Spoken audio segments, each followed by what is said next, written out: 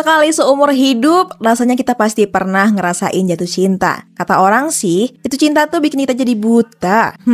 Beneran gak nih? Jelek-jeleknya doi jadi nggak kelihatan, malah jadi kelihatan sempurna dan bikin kita bias. Kalau nggak waspada, bisa-bisa kita sendiri yang kena getahnya. Hai semuanya, selamat datang di channel Billion Project, tempat kita sharing informasi edukatif. Dengan aku Jihan, dan di video kali ini kita bakal bahas topik tentang toxic relationship. Jadi, jangan lupa untuk like, comment, dan subscribe supaya kalian gak ketinggalan update terbaru dari channel ini.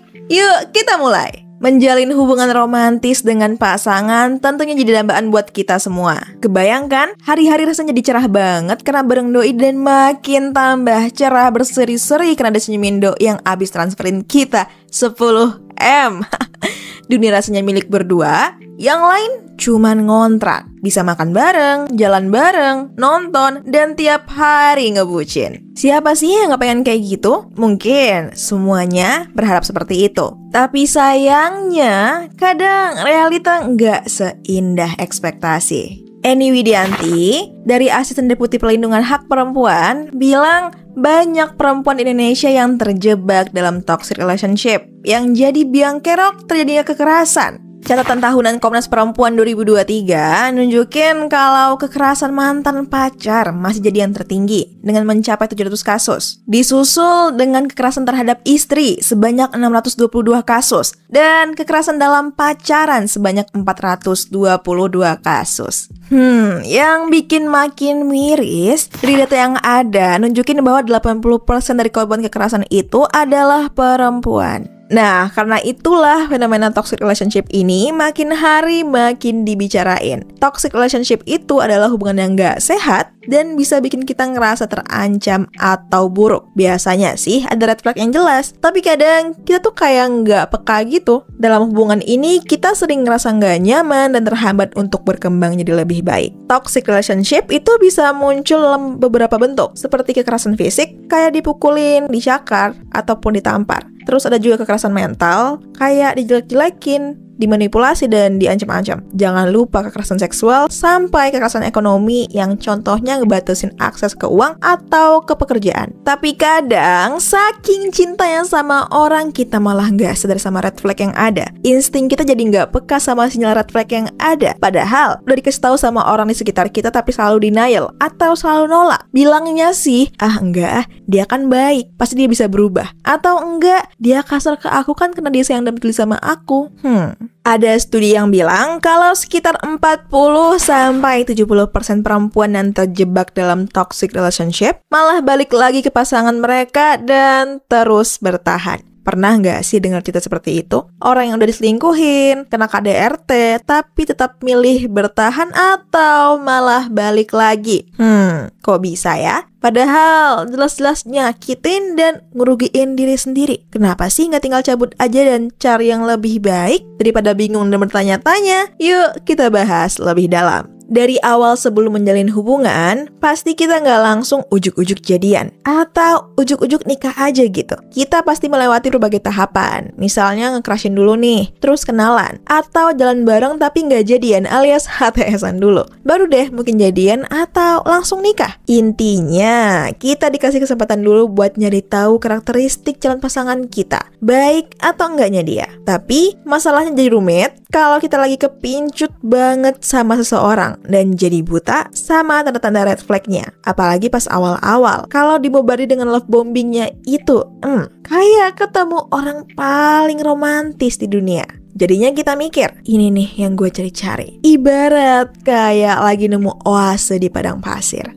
Nah, pas kita baru jatuh cinta, otak kita jadi super sibuk dengan beberapa zat kimia. Ada noradrenalin yang naik dan bikin kita merasakan euforia, deg-degan, dan ada perasaan kayak kupu-kupu gitu di perut kita. Dengan noradrenalin yang naik, bagian otak yang biasanya ngurus penilaian dan kontrol diri seperti prefrontal cortex ini jadi kurang aktif. Makanya kita bisa aja jadi buta sama kekurangan pasangan kita. Bahkan tanda-tanda red flag-nya sekalipun kita nggak peduli. Terus ada juga dopamin yang bikin kita ngerasa bahagia dan puas. Kadar dopamin yang tinggi juga mempengaruhi persepsi kita terhadap pasangan. Seringkali bikin pasangan kita kelihatan lebih menarik dan sempurna di mata kita. Contohnya, kalau lagi kasmaran, kita seringkali nggak sadar kalau pasangan kita yang posesif, cemburuan, atau suka gaslighting itu sebenarnya red flag. Gara-gara efek zat kimia yang bikin kita baper, kita bisa aja nganggap itu semua sebagai bentuk perhatian atau cinta.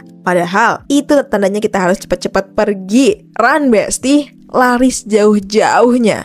Kalau kita udah resmi jadian atau nikah sama orang yang banyak red flag-nya, tiba-tiba semuanya jadi berasa kacau banget. Hidup romantis yang dulu kita impikan kayak menguap gitu aja. Tapi jangan salah, bukan dia yang berubah, melainkan zat kimia di otak kita yang bikin kita jatuh cinta itu udah mulai turun. Jadi kita baru sadar nih, kalau dia tuh sebenarnya red flag banget dan mulai muncul sifat aslinya. Rasanya kayak abis sadar dari hipnotis gitu, tapi malah milih stay sambil ngebatin. Wah, gue udah terlanjur sayang nih, gimana dong? Fenomena ini bisa kita lihat lewat psychological entrapment theory, alias teori perangkap psikologis. Intinya, teori ini ngejelasin gimana orang bisa kejebak di situasi yang jelas-jelas nggak menguntungkan, tapi tetap bertahan karena udah keburu invest banyak waktu, tenaga, dan energi. Sederhananya kayak gue udah berkorban banyak sampai sejauh ini, masa iya mau mundur? Yang bener aja,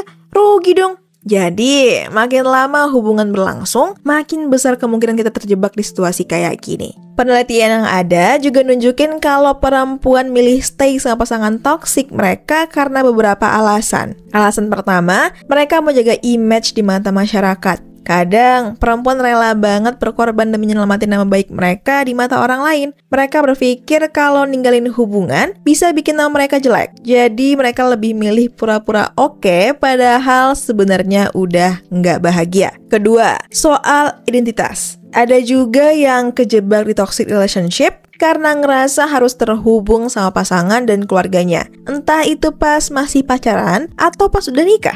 Misalnya, takut kehilangan status sebagai pacar atau sebagai istri. Dan ini yang bikin mereka tetap bertahan. Ketiga, butuh sosok ayah buat anak-anak. Siapa sih yang gak mau anaknya punya figur ayah? Ayah emang penting banget buat perkembangan anak saat kita sudah berumah tangga. Tapi kan, kalau ayahnya abusif, itu justru bisa ngerusak anak-anak dan ngasih contoh buruk. Ya, sosok ayah yang dianggap penting tadi malah bisa jadi ilusi yang bikin perempuan makin terperangkap di pernikahan yang nyakitin. Keempat, kurangnya support. Sayangnya, dukungan sosial masih sering zonk. Banyak korban kekerasan dari toxic relationship malah disalah-salahin. Bukannya dibantu, malah dijudge dan disudutin. Belum lagi, korban dapat stigma negatif. Ya, udah jatuh, ketimpa tangga pula. Terakhir, berharap pasangan berubah. Kadang, si pelaku toksik ini kayak ahli sihir. Si pelaku tiba-tiba jadi baik, perhatian, dan kelihatan nyesel banget sama kelakuannya. Biasanya, ini kejadian pas fase bulan madu dalam siklus kekerasan. Dan ini nih yang bikin perempuan luluh dan tetap bertahan. Padahal udah jelas-jelas sakit hati. Nah, dalam toxic relationship, pelaku seringkali merasa kayak dia tuh nggak salah dan justru melihat korban kayak alien dari planet lain. Tapi ini bukan tentang lagunya Sal Priadi ya. Ini tentang yang namanya dehumanisasi, di mana kita dan orang lain mulai kurang lihat kemanusiaan dalam diri masing-masing. Bayangin aja, pelaku itu kayak yang nganggep kalau korban bukan manusia seutuhnya. Jadi ngerasa nggak perlu tuh diperlakukan dengan manusiawi.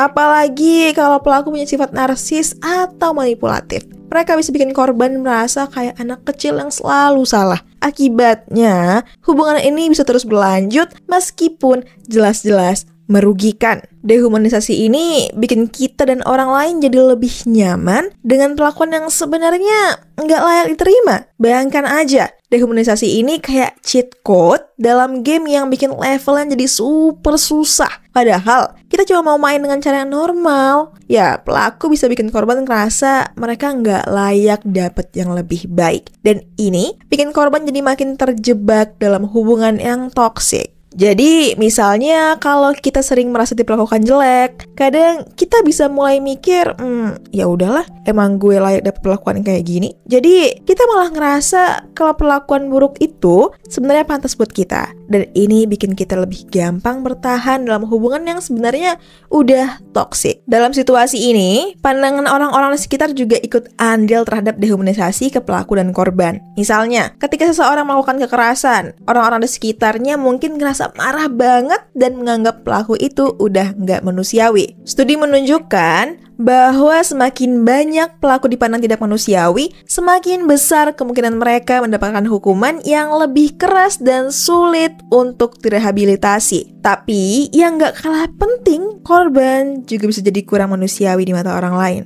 Orang-orang jadi menganggap korban kurang berharga atau susah untuk diperbaiki. Jadi mereka mungkin kurang dapat dukungan. Dan ini membuat korban merasa semakin terjebak dalam situasi buruk karena peluang untuk keluar atau memperbaiki keadaan jadi lebih terbatas. Kalian pernah dengar nggak istilah dark triad? Nah, ini tuh ada hubungannya dengan dehumanisasi tadi. Dark triad tuh semacam nama keren buat 3 tipe orang yang sifatnya bikin hidup orang lain jadi drama. Ada narsis yang suka banget nyombong, Machiavellian yang suka banget manipulasi, dan psikopat yang kurang banget rasa empatinya. Ketiga sifat ini sering muncul barengan dan bikin seseorang jadi jahat atau manipulatif. Jadi gini, orang-orang dengan dark triad traits ini sering banget bikin orang lain ngerasa nggak berharga. Mereka dehumanisasi orang lain supaya mereka bisa ngerasa tetap oke dan nggak ngerasa bersalah. Pokoknya, mereka punya cara unik buat menjaga citra diri mereka dengan cara nurunin nilai manusiawi orang lain. Sementara mereka terus merasa super spesial. Jadi, bayangin aja, mereka ini kayak anak yang terus bilang, aku sih nggak salah ya.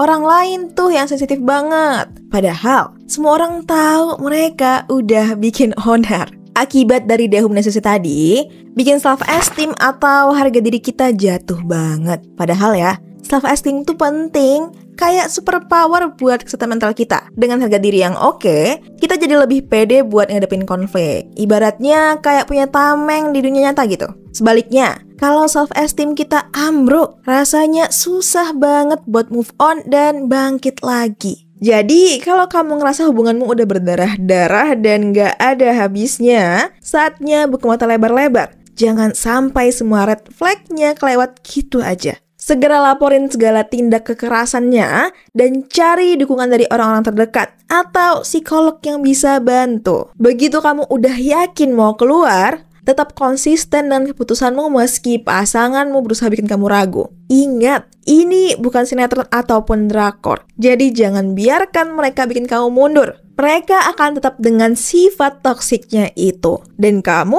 tetap pegang teguh keputusanmu dan terus maju. Yakin, pasti bisa. Kita wujudkan hubungan yang sehat itu. Remember, we only live once, so take less advance. Share video ini ke teman-teman kalian supaya nggak hanya berhenti di kamu. Klik subscribe dan nyalakan notifikasinya untuk terus update dengan informasi bermanfaat yang lain. Sampai jumpa di video lainnya dan have a good day!